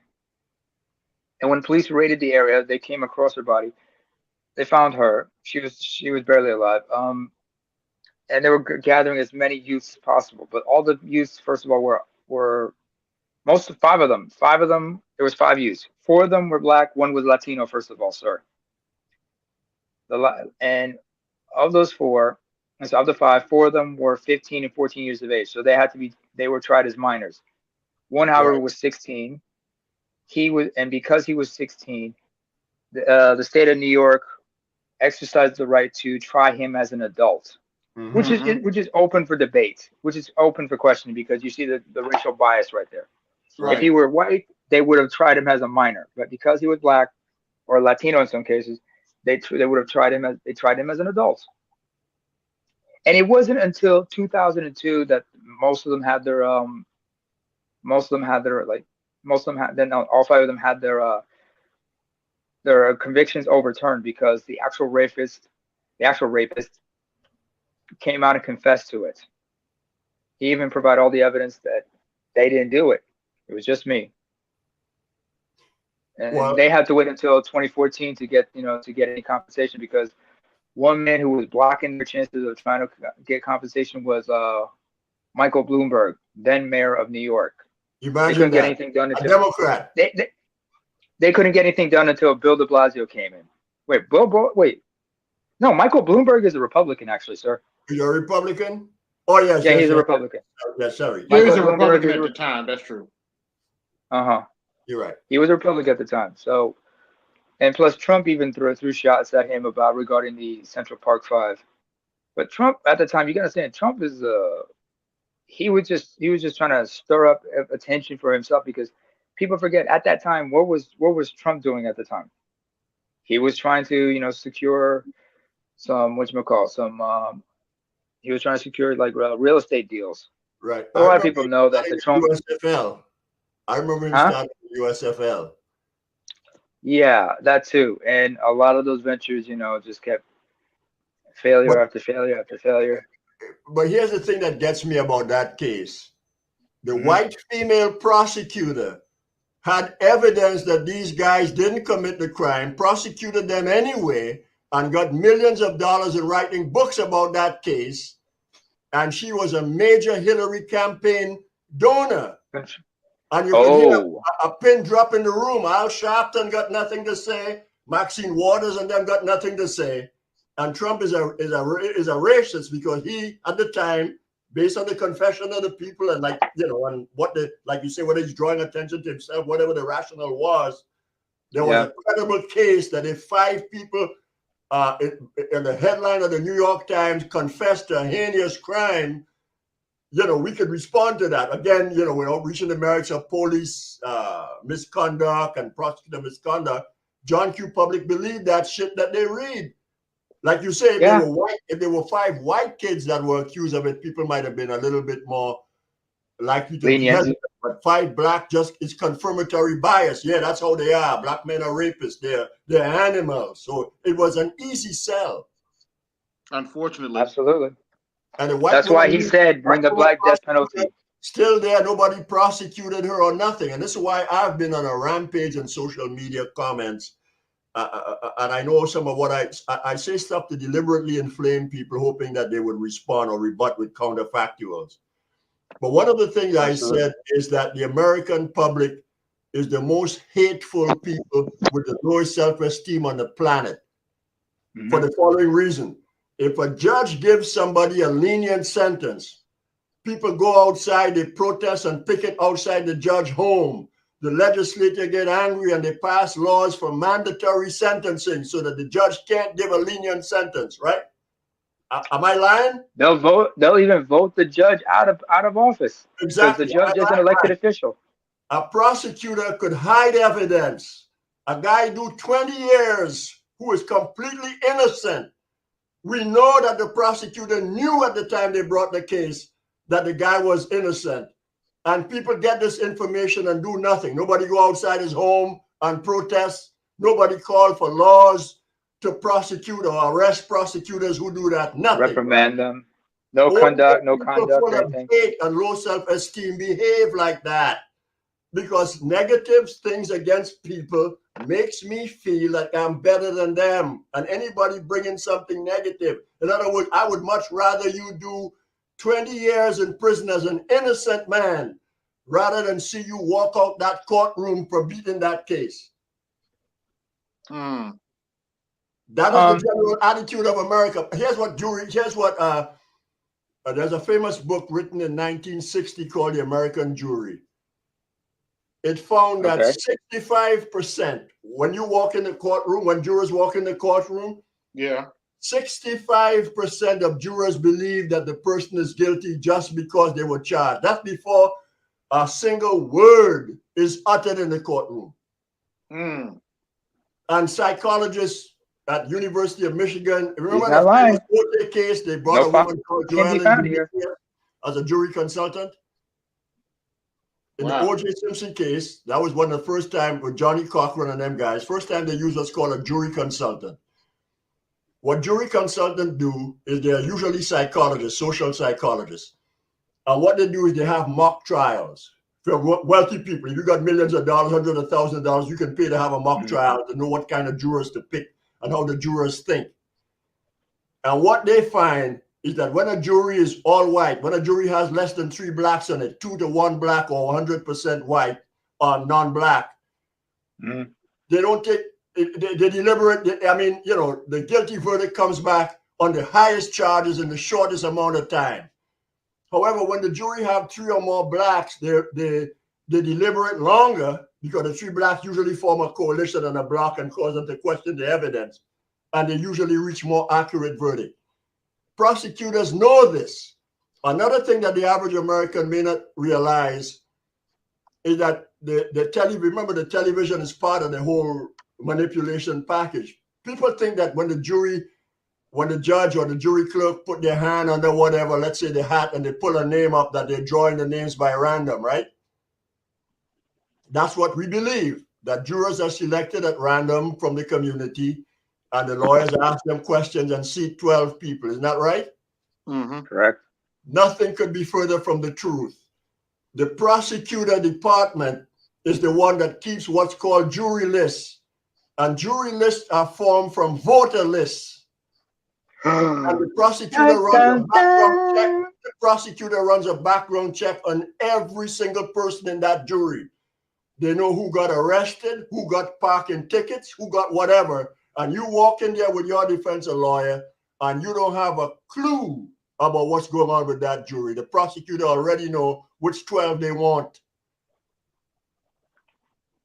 And then you find in the case law, you'll find some jurors sitting in 3 and 4 different jury trials. You know, most people never get a jury summons in their entire life.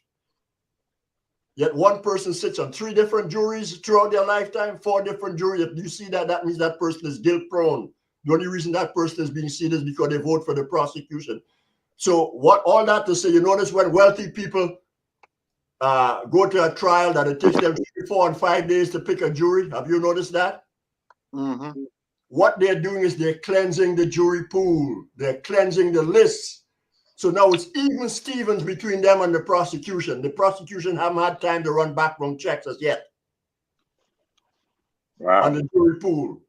All of that is what's going on in the American courtroom. It's disgusting. So when I see all these guys like Alan Dershowitz and all these law professors up there, I mean, you know, my attitude is, you know, no wonder a bunch of prisoners defeated Harvard Law School in mock debate in debating contest. Did you know that? You know that, right? Yep. No, I did not know this. Yeah, because those guys, those law professors are hypocrites. They're all the swamp. That's who Harvard is. 75% of all the professors in Ivy League schools in America are left-wing leaning people. And Yikes. most of the graduates go on to Washington, D.C. in high positions. They are the swamp creatures. They get their master's degree in public policy from Harvard Kennedy School of Government, University of Texas, Texas Austin. Even though Texas is a red state, Texas and Austin is a bastion of So that's how liberality. we get. So that's how we got Brittany the Hutt. Yes, that's how. So that's what's going on there. These are the people who are in technical position. In other words, politicians come and go, but these are the senior civil servants in the government. That's why Washington, D.C. voted for Biden. 95% of the residents of Washington, D.C. voted for Biden. That's why the indictments against Trump, Neymar could probably correct me on this one. I think about 85% of the people in Manhattan voted against Trump. That's why the cases are only coming from D.C. and Manhattan. I wouldn't be surprised. They only I mean, come in you there. They're running, because they know the outcome is, is predetermined. Or in Fulton County, Georgia, which is another Democrat stronghold. Again, 90% against Trump. So these, regardless of what we feel about Trump, that's why a lot of these rappers, a lot of black people now have all these memes about Trump and all these rap songs about Trump, because that's what we've done, right? They've done that to us as black males. We go sit on there before 12 white jurors. We don't have a snowball chance in hell. Mm-hmm. That's what they did to our ancestors. He did it. That's it. Black Wall Street burned to the ground because some white woman said some black man, feel on her or whatever. Violated her. In an elevator. No proof is needed. Sir, if I may. Yeah, go ahead. Because we've talked about like race and everything. Do you remember in the UK, are you familiar with the case of Stephen Lawrence? No. Maybe if you speak on it a little bit more, maybe I might have heard about it tangentially, but the name itself doesn't ring a bell to me. Okay, Stephen Lawrence was a young man who was born in the UK to Jamaican immigrants. He was killed in the early 90s. I believe it was 1991. He was killed at a bus stop in London. And the case was mishandled in such a way that the four suspects, all white, were able to walk. It wasn't until January of 2011 that the family finally got justice. And all four, I think at least one of them was convicted. But since then, law enforcement in the United Kingdom has been scrutinized and accused of racial bias. But because of that, they've had to really look into how they conduct themselves. In fact, I'm not sure if you ever watched a documentary called "I Am Not Your Negro," which are the written words of James Baldwin, narrated by Samuel L. Jackson. And No, I haven't seen a documentary, but I heard the phrase.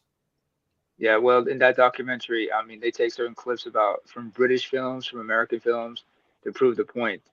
And one of those films was the story of a young man born in London who is trying to integrate into greater British society despite his blackness. Because other people forget, racism is not just in America. You find it in Mm-hmm. Africa, you find it in South America, Central America, the Caribbean islands. You find it in Canada. You find it in the UK. Yeah, unfortunately. Anywhere black people. I mean, the UK have people. People always think that there were no blacks in the UK until after World War II, which is a complete lie. You've had people, non-whites, in the UK going back to the 18th century. Hell, you've had interracial Before that, there were marriages. black, as you know, there were black people in the Roman armies that invaded Britain. True, and there were mixed race people. I remember watching although I had to watch this with I had to watch it with a huge grain of salt, or a pinch of salt, as they say in the UK. But there was a multi-part series the BBC put out about interracial marriages and interracial children. That goes all the way back to the 1920s, and they talked about how there was segregation in certain areas. If you were from this ethnicity, you couldn't be in certain places after this hour and whatnot, or after this time. Yeah, sundown Or towns. how Sundown towns.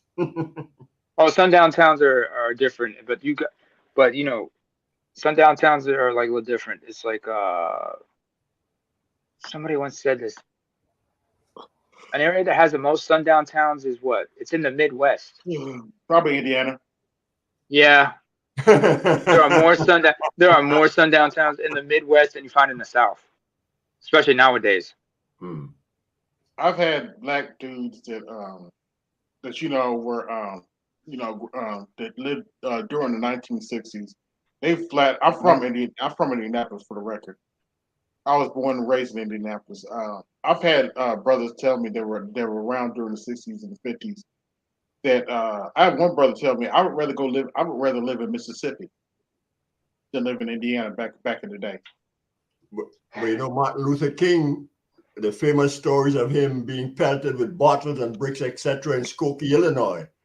And he said that was the worst. He said that he never had experienced anything like that in the South. Martin Luther King is a record saying Skokie, Illinois, one of the most racist places he ever been. James Baldwin once said that he was more comfortable with racism in the South than racism in the North, because in the South it's clearly defined. In the North, it wasn't. And that's what wait a minute, that's what that brother exactly told me. He said, you got to understand, in Mississippi, they told you where not. You knew where not to go. Mm-hmm. I knew where to go. The first time I went to North Carolina, the first time I went to the South, and nobody had to tell me nothing. I knew immediately when I walked in a store, when I walked in a gas station or whatever. I knew immediately from the body language of the white people there, whether they were hostile to my presence or nobody had to say a word. Right, you get that. What that nigger doing here? Look. Yeah. They didn't have to say a word. And I appreciated that. I loved it. Yeah. Does anybody everybody knows that. What's that nigger doing here? Look. Yeah. I remember that there was a story I remember. It was by the late Jeffrey Holder. If you're familiar with that name, Tariq. Jeffrey Holder, I think he was married to a ballet dancer. He was the guy in the James Bond movie the Encore. Yes. Yeah. He was the 7-Up. He was AB, you might remember him back in the 80s. He used to do all the 7-Up commercials. But he was as Baron Samedi. He was also a dancer. Yeah. He was as Baron Samedi in Live and Let Die. That was a James Bond movie involving a lot of voodoo. Yaphet Kotto was the bad guy in that one. Mm-hmm. But Jeffrey Holder was also a dancer.